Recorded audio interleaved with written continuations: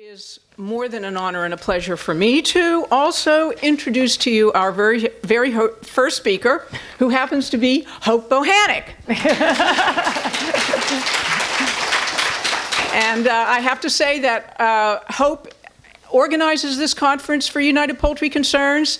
She does the most amazing job of pulling everything together and making everything work and bringing all of us together. So I want us to give Hope a hand, because she has just done phenomenal work this year for 5 years.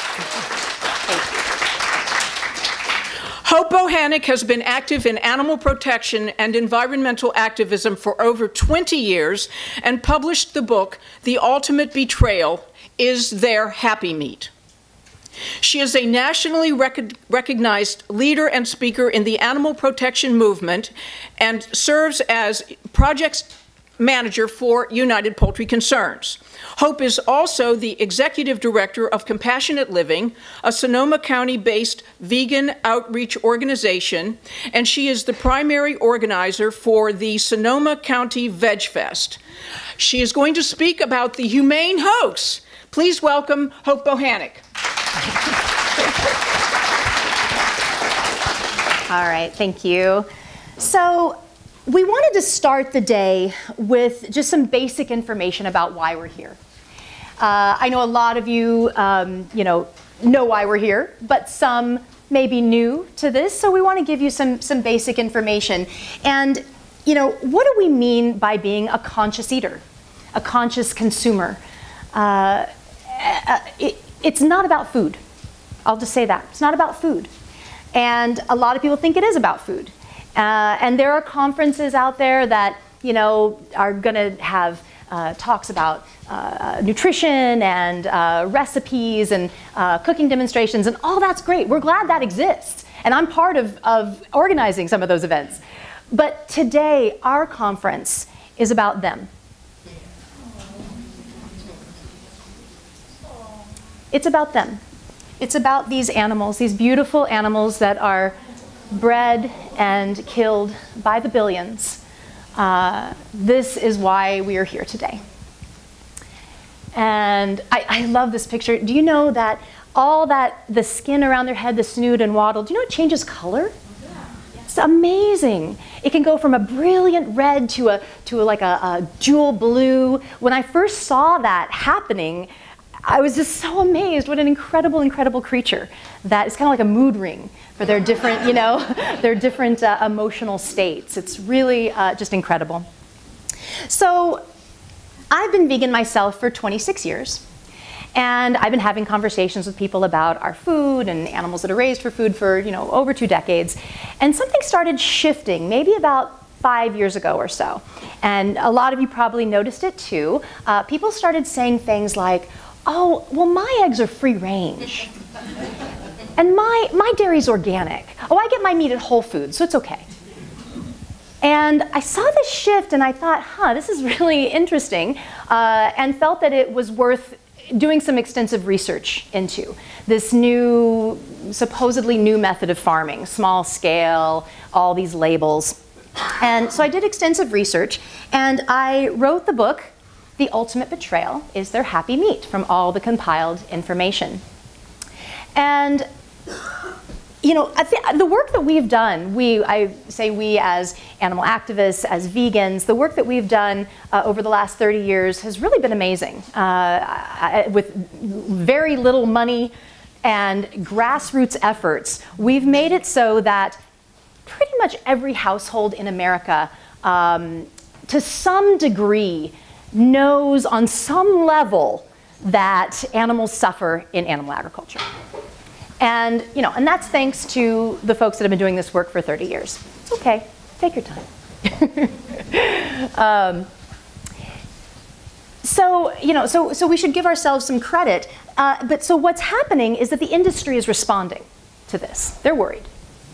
And so they are trying to market their product to be more humane, more desirable to the consumer, to the point where people are actually paying more money for these products. And so I have to give credit to the people that are buying these products, because they do care. They don't want to see animals suffer.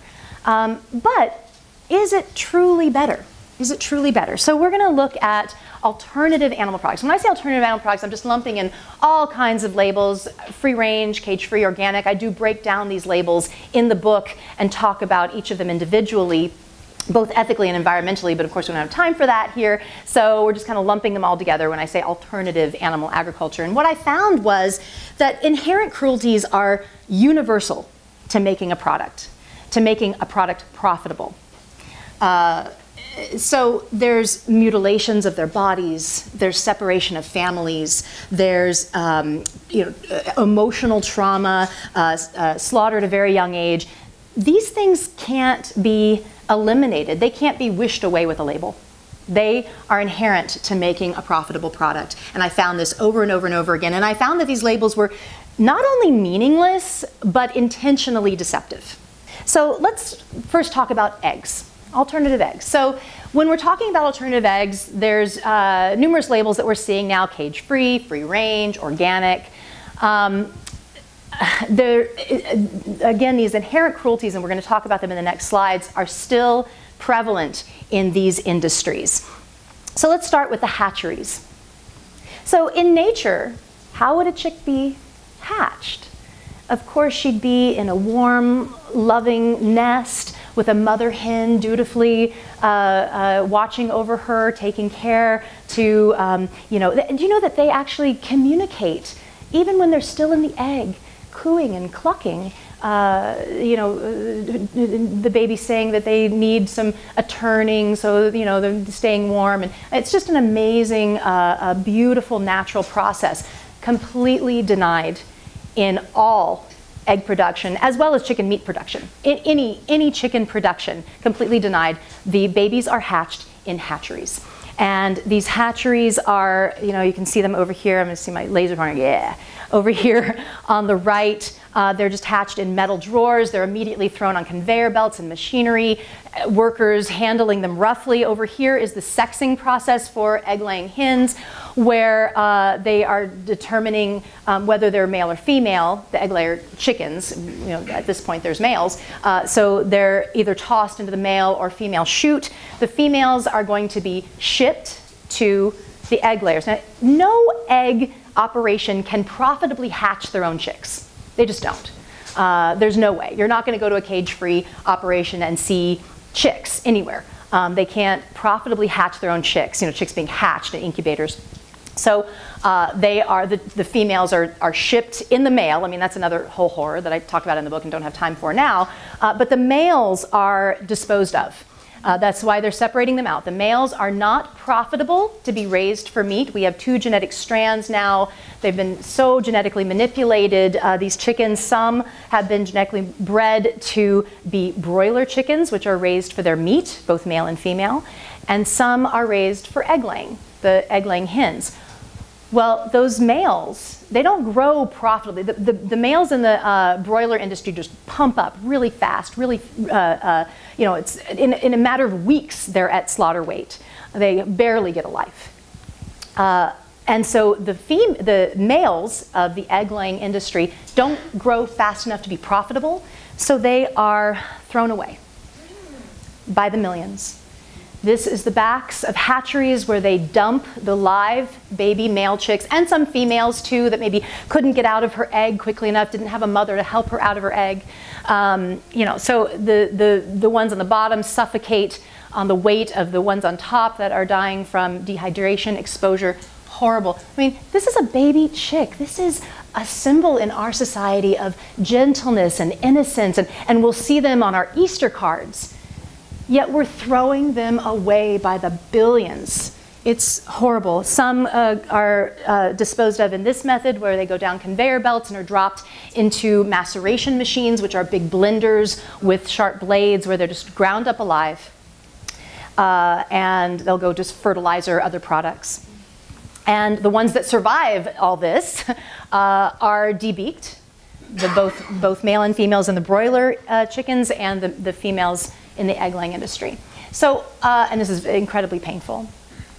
And sometimes they have lifelong problems and are unable to eat. And so I live in Sonoma County, just an hour north, and there is a ton of this alternative farming going on. up there. We see all kinds of farms out there, out in West County and Petaluma. And for a chicken farm, this is typically what you'll see, okay? Now let me ask, what don't you see? Right, that's right. You don't see chickens. All you see are these long, windowless buildings with keep out signs. And this one, it has a biohazard sign. Like this one says biohazard, just to scare you from going in there. But when you go up and actually look inside for cage-free, this is typically what you see. Okay? So they're out of battery cages, those stacked battery cages that was the standard for raising egg-laying hens. So they're out of the cages. But is this an ideal life for a chicken? Does this look like a happy place for a chicken? No, absolutely not. They're crammed in there, hundreds, thousands of birds in one building, no sunlight, no air. There's no ventilation. You can walk in there and it's just the overwhelming stench of their waste and ammonia. I mean, they're just living in it. They don't clean these barns out frequently. And you're 5 feet up and it's assaulting your nose. Think about their little sensitive eyes and nose and throat. They get irritated from all of the yuck in the air. It's a miserable, miserable, monotonous, horrible existence. And this can be labeled cage-free, this can be labeled humane, this can be labeled organic, okay? So now I want to show you how we raise broiler hens and chickens, both male and females, in this country for the last 30 years or so. This is the typical way that we raise chickens for their meat, okay? Same kind of thing. Thousands of birds crammed in on the floor, in their own waste, miserable, absolutely awful. Now let's go back to the cage-free laying hens, okay? And now, so this can be labeled organic, humane. Now let's go back to the commercial, the factory farmed, the bad, and back to the organic, happy hens, right? You see any difference here other than the color of the chickens? No, there's no difference. And I found that over and over and over again in my research. So now some of them do, very, very, very rarely, some will have access to the outside. And I did find this free-range farm. But look, so they're kind of in a mud puddle here. And they're just in mud and muck. And this nice fresh grass on the other side of the fence that they're looking longingly at, that they can't get to. So once again, is this an ideal situation? No. Absolutely not. And this guy, this farmer, he was really proud of his farm, and he was saying that he sells to high-end restaurants in San Francisco and Berkeley. And I said, well, do you sell to any stores, any grocery stores? And he says, no, we don't have the volume for that. Yeah, well, this is a whole other issue with free range. We don't have the space to be able to give animals the space they deserve. Think back to that cage-free operation, and that's on maybe a 1/4 acre. Let's say we wanted to give all of those chickens the space they need and deserve. That farmer would have to have 20 acres or more. We just can't do it. Free range cannot be done. Anyway. So the next slide is a little intense. It's very intense, I will say, and I just want to give you a bit of a warning. Please bear witness, bear with me. But I think it's very important for people to see, because don't kid yourself into thinking that these birds get some kind of retirement plan. Egg-laying hens, when their production starts to wane, which can be within just a couple years, 2 or 3 years, they're going to go to slaughter. Now there are some, come on in. That's fine, come on in. There's some spots over here. There are some new methods of slaughter that are touted as being more humane. And this is one of them, the chicken killing cone. So let's, is this really more humane? The chicken is first frightened and disoriented, being shoved upside down. The throat is slit. The blood spurts out of the catch sink. She can kick and struggle in agony for minutes. Throat cutting is not a quick or painless way to die at all. And this is the common method in both large-scale slaughter and on the farm. So, you know, this is no more humane. She's often still struggling and kicking when next placed into the scalding hot water tank bath. Horrible. Okay, we'll move on from there. So we're going to switch gears now to dairy, the dairy industry. Do you know, I just heard recently that dairy is the #1 commodity in California. I was shocked. I was like, oh, wow, we got work to do. So, so in alternative dairy production, now we're talking about organic is a label that we're seeing, certified humane is another, pasture raised, these kind of labels. And we're still seeing artificial insemination. I don't have the time to get into that, unfortunately. It's a real horror show of its own. Babies taken away at birth, and we'll get into that. This is an interesting part that I was shocked to find out. So in this intensive production of dairy that the dairy cows have to endure, they're kept pregnant their entire life. Right as the baby's born and she's able to get impregnated again, they do. And this is not how it would be in nature at all. So it's very taxing on their bodies, and they get sick. And they get diseases. And one of the diseases that is common is mastitis. It's an infection of the udder where they can have open sores, and it's very painful to be milked. There's pus. It's, you know, really horrible.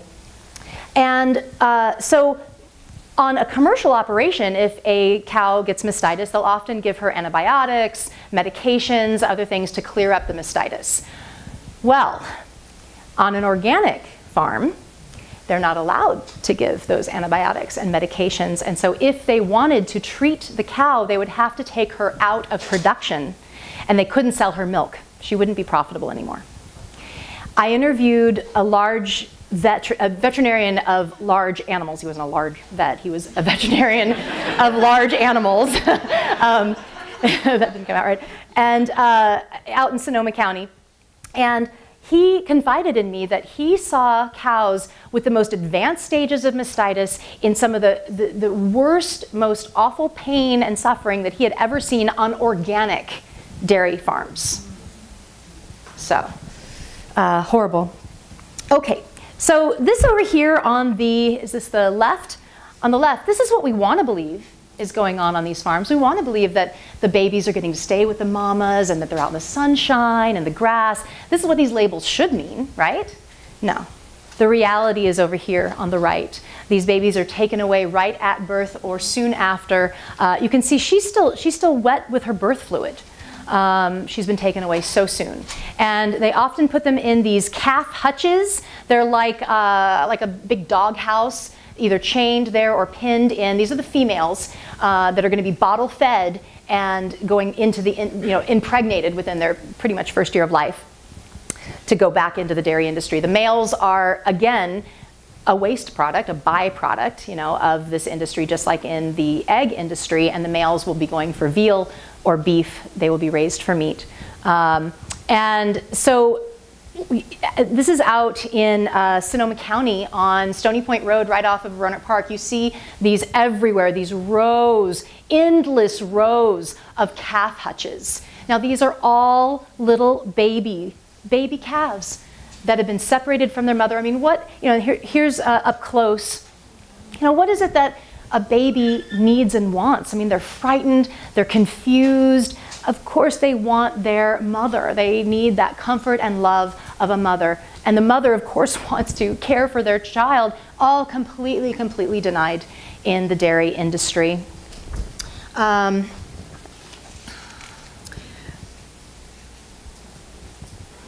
Yeah, so, and again, let's not kid ourselves into thinking that these dairy cows get some kind of retirement plan. They do not. Once their dairy production starts to wane, within 2, 3 years, 4 years, they're going to go to slaughter as well for low quality meats, ground beef. And so, right. So this is interesting. So I was talking about the chicken farms that you see out in Sonoma County and how you never see a sign or you don't know that it's chicken farm. The dairy industry is a little different because the cows are bigger and they're often inside and outside. So these are the kind of signs that you see. Real California milk and certified organic, right? These are the signs that you see out in West County all the time on these dairies. But then when you actually go onto the farm, here's some more of those signs. You see these all over. This is the kind of thing you'll see.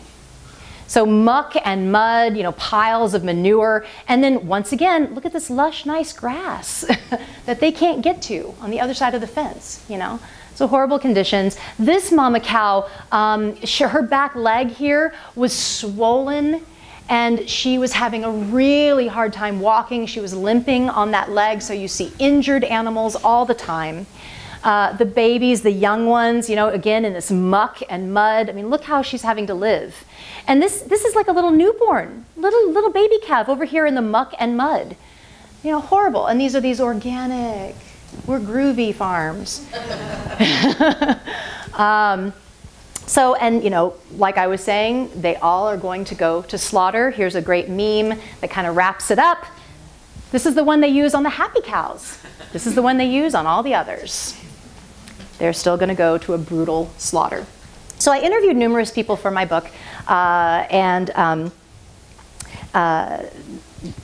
one gentleman that I interviewed had worked at numerous farms and also at a slaughterhouse. And this slaughterhouse was small. It was in Northern California. It was a small slaughterhouse that did small orders for like small farms, family farms. And they did medium-sized animals, pigs, goats, cows, or sheep, lambs. And he worked on down the line. So how a slaughterhouse works is that, they take the lamb, take her by the back leg, hang her up on a shackle that's on a conveyor belt, slit her throat, the blood spurts. It can take minutes for her to bleed out while all these horrible things are happening to her body, skin ripped from the body, that kind of thing. This gentleman worked 7 minutes down the line. And he said that 5 minutes, 7 minutes after their throat had been slit, they were still struggling and kicking and buying and in severe agony. So this is a quote from my book. Picture a lamb, a symbol of gentleness and innocence, in severe and prolonged agony at slaughter. Most people, if they saw a lamb in pain on the side of a rural road, would feel sadness and empathy and try to gain assistance for this animal in distress. Millions of lambs are suffering behind the dark doors of the slaughterhouse, but are in no less need of assistance. And I thought this was prevalent to put the lambs in there because we do have Easter coming up, and it's a big lamb eating time. Okay, so I'm going to be wrapping up soon. And I meant to mention in the beginning, and this is logistical, that we have some back-to-back presentations and then a break between that. So my presentation is going to go right into the next one. So please hang out, hang with us. We made them a little shorter so you could hang in, and then after the next one will be the break. Okay, so we'll be just a quick transition to the next one, and these relate as well. Adita's going to do the environmental part of this issue. But I'm going to be wrapping up, and I have my takeaway for you, my message for all of you, is that if there's anyone here who's not vegan, I encourage you to go vegan. Let this day be an inspiration to you. Let this information educate you to realize that there is absolutely no humane way to raise, breed, kill animals for food. So please, please, please go vegan. Yay! If you are vegan, get active. If you're active, get more active. Do what you can. Use your talents. The movement needs everything. Whatever it is you're good at, the movement needs it. So please, please, please find a way to get connected. There's so many wonderful organizations out there that need your help. Get active.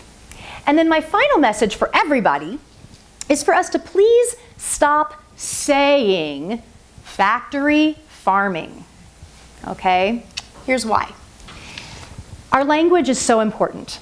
And, you know, we've kind of inadvertently created this alternative animal product industry with this term. I hear people say, oh, my meat's not factory farmed, I get it at Whole Foods. You know, oh, my eggs aren't factory farmed, they're free range. So people are seeing this distinction now. And we have to be careful with our language. We need to say all animal agriculture is bad, all animal farming, the animals suffer. We've got to be careful to not say just what's perceived as big and industrial, because then that makes the small scale acceptable. Okay? Factory farming is no longer a vegan message. It's no longer a vegan term. So please be careful. And it's really difficult. It's so ingrained in our, and I still slip and say it sometimes. So even I'm thinking about it. But so please just try to get that out and say all animal agriculture, so people are clear that there's no distinction between small and large. Okay?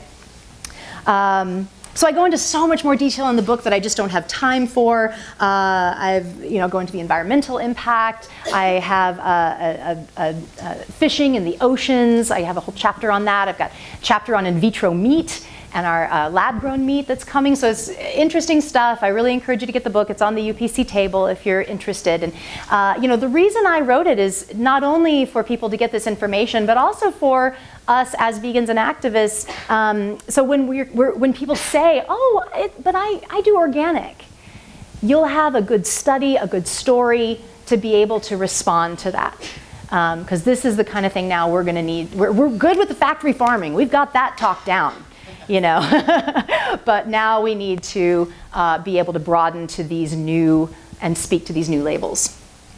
So we've also created a great video, United Poultry Concerns. It's called the Humane Hoax, that same as my talk. You can go to UPC's website and click on the videos to check it out. It's a 5-minute video, and it is a collaboration of what I've been talking about. It's a great video to share. Please do. You can go to YouTube as well and just put the Humane Hoax in, and it should come up.